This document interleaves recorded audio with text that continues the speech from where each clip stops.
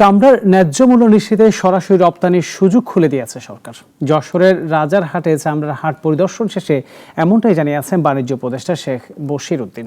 তিনি বলেন 220 কোটি টাকার প্রণোদনার পাশাপাশি 750 মণ লবণ ও লিফলেট বিতরণের মাধ্যমে বাজার ব্যবস্থাকে অন্তর্ভুক্তিমূলক করা হয়েছে।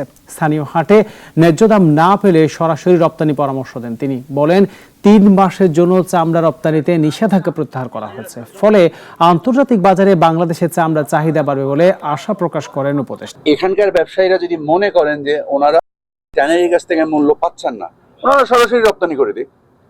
এটা তো নিষিদ্ধ ছিল। সরকার এই নিষিদ্ধ প্রজ্ঞাপন 3 মাসের জন্য উইথড্র করেছে।